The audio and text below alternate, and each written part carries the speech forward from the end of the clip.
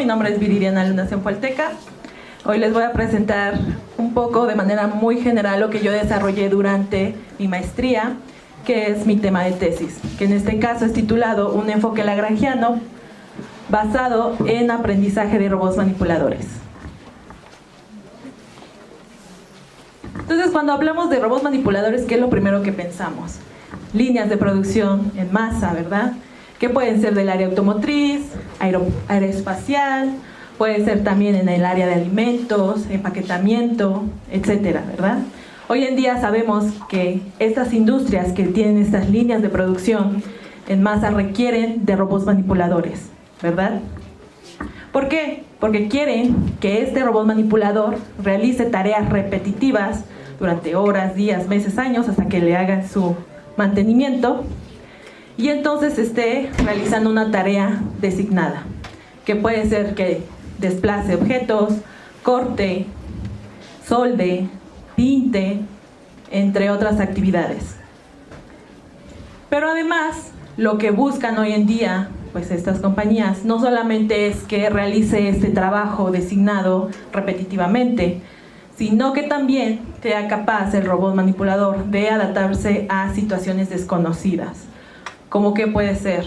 Pues yo tengo mi robot manipulador que está desplazando objetos de un lugar a otro, tengo señales de entrada que me detectan las posiciones de mi robot manipulador y por lo tanto puedo desarrollar ese trabajo designado. Y si de repente yo pierdo una señal de una posición, ¿qué pasa? En el mejor de los casos mi robot se queda quieto, pero realmente se descontrola el robot, ¿verdad? Y si en ese preciso momento estaba dentro de esa área de trabajo una persona, pues ya ocurre un accidente fatal. Entonces es importante para las compañías que estos robots manipuladores pues también se adapten a cualquier tipo de situaciones desconocidas. Pero ¿qué es lo primero que tenemos que plantearnos? ¿Yo cómo hago que mi robot manipulador se desplace, ¿no? Se llegue a esa posición deseada que yo como operador, ustedes como operadores, le van a designar? Pues lo primero que tenemos que resolver, o la problemática que es la inicial, es resolver el problema de control de robots manipuladores. También conocido como, control de posición de robots manipuladores. También conocido como regulación de robots manipuladores. ¿Qué ocurre en este caso? Pues yo tengo que diseñar, le decimos algoritmo de control. ¿Para qué? Para que este algoritmo de control inyecte energía a cada articulación de mi robot manipulador. ¿Y qué es ese algoritmo de control? Se preguntarán, o tal vez ya sepan, ¿verdad? Hasta final de cuentas son funciones, un conjunto de funciones, pueden ser trigonométricas, exponenciales, hiperbólicas, etc. Entonces es importante que pues todas las materias que llevan de base, de matemáticas, física, etcétera, pues conozcan, ¿no? Conozcan esas funciones. Que si en matemáticas están viendo, mi función es continua, es discontinua en este intervalo, etcétera.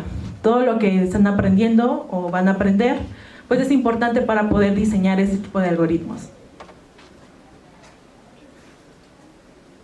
¿Yo cómo llego a la solución de este problema? Si voy a diseñar mi algoritmo de control, ¿qué debe de satisfacer? Que yo voy a tener, para empezar, un lazo cerrado de control, ¿vale? Entonces hay que identificar primero eso. ¿Dónde voy a tener mi sistema o planta, como también le dicen, que en este caso es mi robot manipulador? ¿Cómo le voy a inyectar esa energía o qué energía le voy a inyectar? Pues va a ser la que yo diseñe con mi algoritmo de control, ¿vale? Pero además, yo estoy definiendo ¿qué? Posiciones de entrada deseadas. ¿Y con qué las voy a comparar? Con la salida de mis posiciones actuales del robot manipulador, ¿vale? Entonces yo hago esta comparativa, que tengo un error de posición, y yo voy a llegar a la solución de mi problema de control de posición cuando mi posición actual sea igual a mi posición deseada. ¿Qué implica?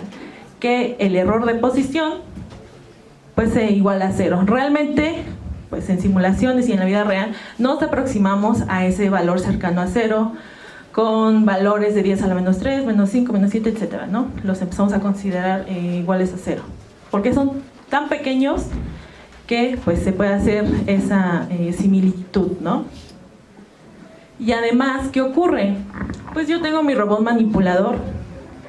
Cuando nosotros generamos el movimiento para que llegue a esa posición deseada, ¿qué ocurre también? Pues tenemos una velocidad, ¿verdad? Entonces, para generar ese movimiento, generamos velocidad y entonces, cuando llegamos a esa posición deseada, la velocidad se vuelve una constante porque deja de avanzar. Ya llegó a esa posición que nosotros le designamos. Y esa constante, pues la volvemos como la igualdad a cero. Y entonces tenemos esa primer parte de poder cumplir este objetivo de control de posición de robots manipuladores. Pero para nosotros poder diseñar ese algoritmo de control, ¿qué debemos de conocer? Pues el modelo dinámico de nuestro robot manipulador. En este caso lo expresamos de manera general para n grados de libertad. Cabe mencionar que estamos hablando del modelo dinámico de un robot manipulador, cadena cinemática abierta, eslabones rígidos, ¿sí? Porque pueden existir que tengan eslabones flexibles, que sea una cadena cinemática cerrada, entonces ahí cambia, ¿verdad? Tal vez no tanto, pero sí hay muchos factores. Entonces, para este caso, ¿qué es el modelo dinámico? Si ustedes a lo mejor ya han llevado sus clases de control o están por llevarlas, pues van a describir el sistema. ¿De qué me sirve ese modelo dinámico? Pues me describe los fenómenos físicos de mi sistema, que en este caso es el robot manipulador. Entonces, ¿yo qué voy a obtener al describir este sistema? Bueno, sus fenómenos físicos, pues voy a tener matrices de inercia, también voy a tener matrices de fuerzas centrípetas y de Coriolis, pares de fricción y el par gravitacional, porque sabemos que cualquier objeto, incluso nosotros que estamos aquí en la Tierra, pues existe una fuerza gravitacional dentro de ella, ¿no? Entonces hay que considerarla también para todos nuestros sistemas mecánicos.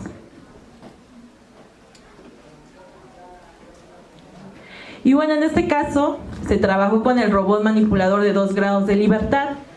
Nosotros al realizar pues toda esta metodología de la obtención del modelo dinámico del robot manipulador de 2 grados de libertad, obtenemos la ecuación que se observa en la ecuación 3. Entonces, si se dan cuenta, ahí podemos ver la gran importancia, ¿no? Empezando por saber describir nuestro sistema, saber hacer para empezar una referencia adecuada a nuestro sistema. ¿Para qué? Para ir obteniendo cada una de sus características físicas cuando se genera el movimiento.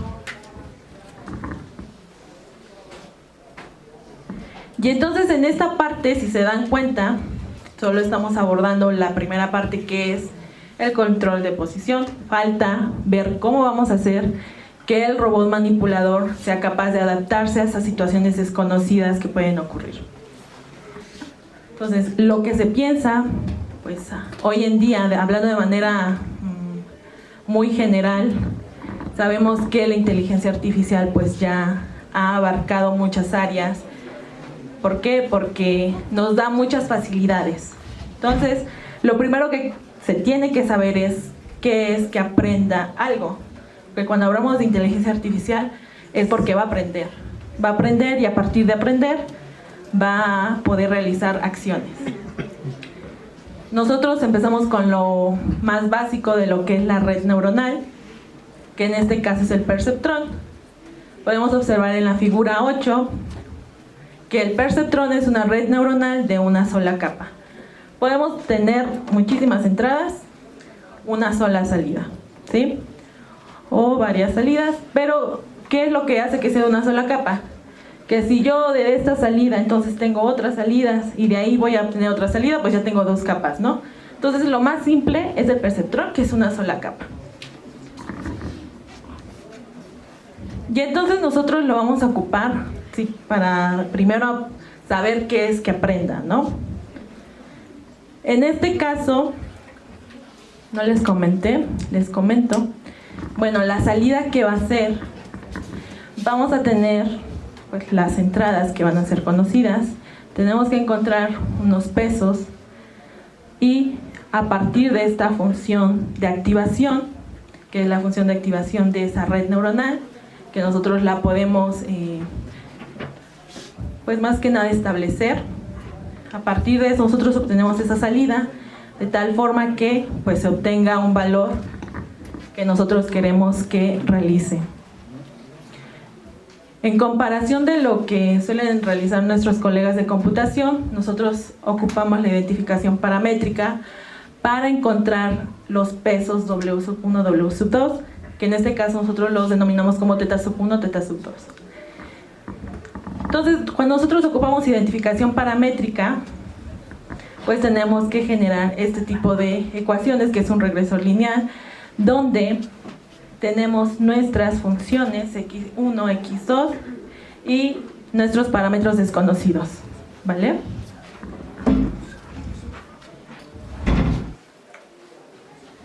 Y entonces decimos, ¿cómo yo quiero que mi red neuronal aprenda? ¿O qué es lo que quiero que aprenda? Nosotros ya tenemos un lazo cerrado de control. Si nosotros realizamos pues la simulación de nuestro lazo cerrado, pues cuando nosotros hablamos de coordenadas, hablamos de coordenadas cartesianas, ¿cierto? Entonces nosotros no podemos directamente programar al robot con coordenadas cartesianas. Tiene que existir, pues digamos, un traductor, ¿no? Que entonces en este caso es la cinemática inversa, que me va a traducir mis coordenadas cartesianas a pues mis posiciones articulares, ¿de acuerdo? Entonces, ¿cuál es el problema que vimos en esta parte de cinemática inversa? Si ustedes se dan cuenta, en la ecuación 7 tenemos y sobre x. ¿Qué ocurre cuando x es igual a 0? Se indefine, ¿verdad? Se indefine pues toda esa expresión, que es una expresión bien importante porque es mi posición, ¿sí? Mi posición del primer eslabón, mi posición del segundo eslabón, ¿vale? Y entonces nosotros decimos, bueno, vamos a hacer que esta red neuronal aprenda ya de esta cinemática inversa que existe, y por lo tanto vamos a proponer esta red neuronal. Entonces esta red neuronal, se dan cuenta, tenemos funciones de activación, es una sola capa, entradas XY, que son las posiciones cartesianas, para obtener las posiciones articulares, en un lenguaje que el robot se va a entender. Y me brincaba esta diapositiva porque este es el control articular propuesto. Entonces observábamos anteriormente que tenemos el control articular, ¿verdad? Entonces ese control articular, que es el que va a inyectar la energía a nuestro robot, va a ser el de la ecuación 8.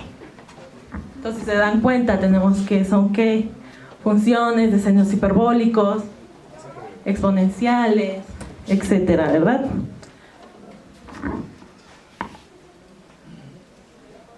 Y entonces ahora sí observamos en la figura 11 cómo vamos a sustituir esa red neuronal por esa cinemática inversa. Entonces hacemos que mi red neuronal aprenda ya los valores de la base de datos que ya tenemos de nuestra cinemática inversa y entonces reproduzca esas mismas salidas de las posiciones articulares.